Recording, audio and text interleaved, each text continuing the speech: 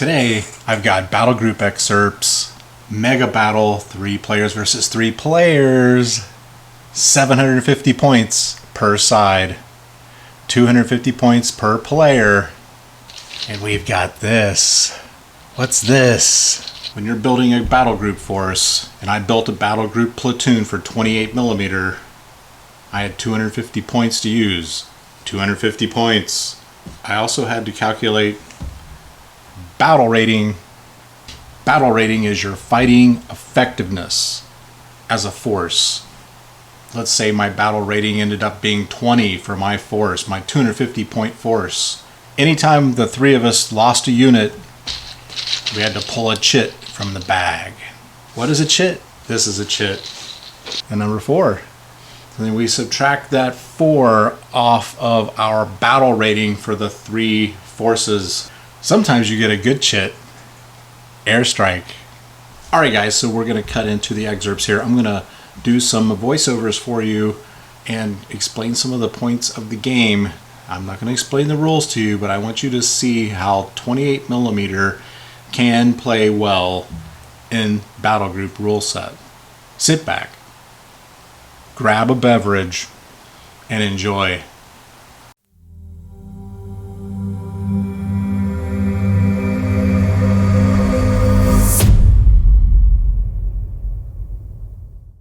Here we are back at Rob's and an amazing city battle scene in 28mm. Now I want to point something out to you guys that your eye is, I'm sure, not catching, just like mine did not. And that is, intermixed with these 28mm buildings are 15mm buildings. Yes. Now here we are getting our armies ready. Got the Soviets. That was Alex earlier. He is on my team. We played the Germans. I was playing SS. We were all on SS lists. You see there's the Battlegroup rulebook.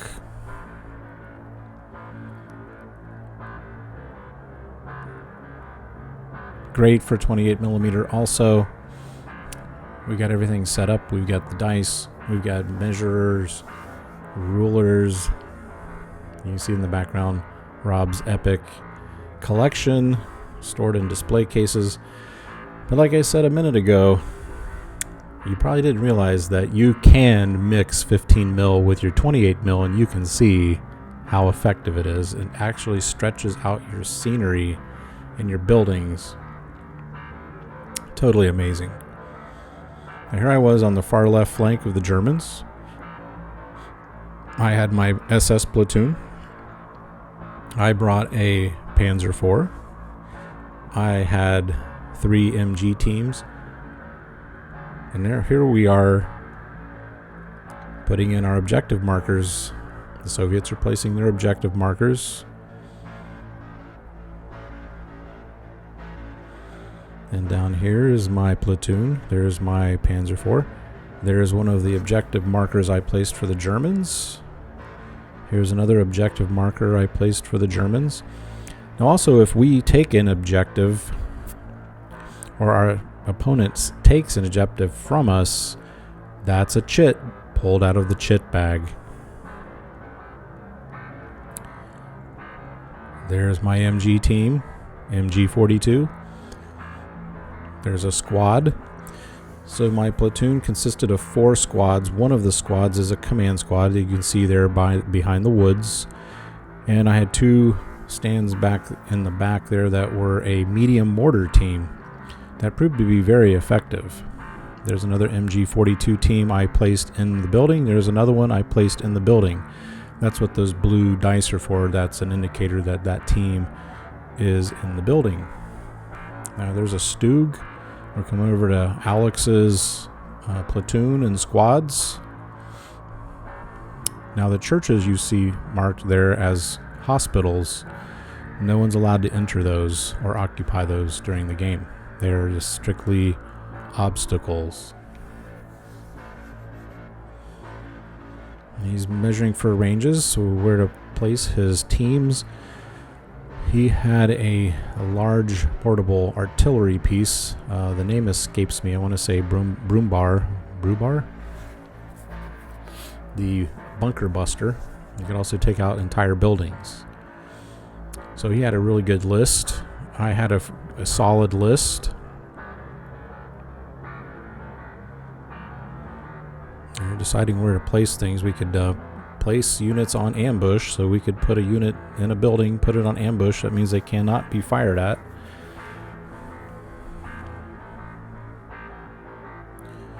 Little shot of the display cases here while everyone's getting set up. Gotta have it, guys. Build up your collections, grab you some display cases, and put them on display. Great to look at. He's also got a great collection of old war helmets. That's very impressive. I see there I broke out the cheezits. The cheezits are on the board. Everybody brings some snacks. It's a great time. I tell you cannot beat playing groups of people like this. The camaraderie, the jeering, the teasing. But you can see here a lot of these units that were placed on ambush. Now at the start of each turn, we'll have to roll our order dice. Each platoon gets to roll their order dice. I have one for my officer, and then I had another to roll for the rest of my platoon. And that told me how many orders I got each turn. Now, I didn't do too well rolling my orders this game. I was averaging 4 to 6 orders a turn. And that limits you on the number of units you can move or units that you can activate to fire with, right? So that's the other aspect outside of battle rating we discussed in the early parts of the video. There's also the orders dice. And you can see here Nate. We welcome Nate to the game. He's a great player. He's played a lot of tournaments. He plays a lot of bolt action, and he was kind of my nemesis. The game. Now there's my one of my 4 squads. So Waffen SS, you're talking STGs, we're talking Panzerfausts, MG42s. They come gunned up, guys. They're ready to fight. Now opposing me here across the table was Paul. I held Paul at bay pretty much most of the game. It was a virtual standoff, virtual stalemate on our side of the board till towards the end of the game. Now this is down towards Rob's sector. He also played SS with us. Obviously a great player, so he's down there taking care of business. And opposing him is another great player, Zach.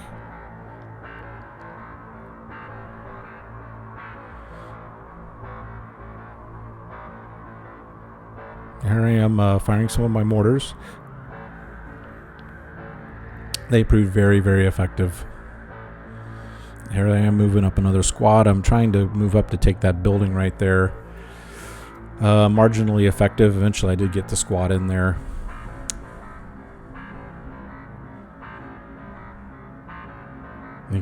Alex did a really good job of getting his troops up into those buildings and seizing those buildings. You see the Soviet tanks. Those are the early T-34s coming up the road.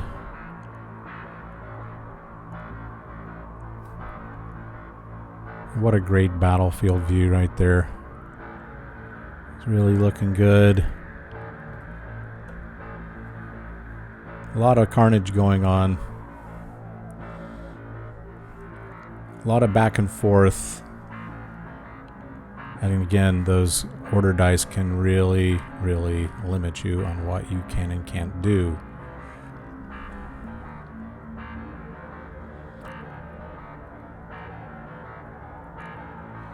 Now you see that counter on top of my Panzer IV. One is for my armor-piercing shells and one is for my high explosive shells, and I You only get so many for the game, which is another interesting point of the battle group rules in general compared to Flames of War. You don't get unlimited ammo with your armor. And here we're coming down kind of to the wire here, guys, and it's a close game. It's basically came down to the Germans' battle rating just ran down to 0. I did pull a chit where we got some extra battle rating there at the end. I think it was an extra 7 points.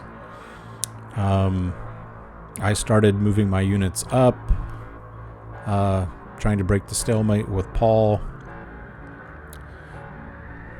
But really, at the end of the game, it was Nate, the table across from me. He had a sniper in one of the buildings. He took out the last remnant of one of my squads that was housed in the middle building there, right in the middle there. And that caused me to have to pull a chit, and that's what broke the game. All right, thanks for coming along for the ride today, guys.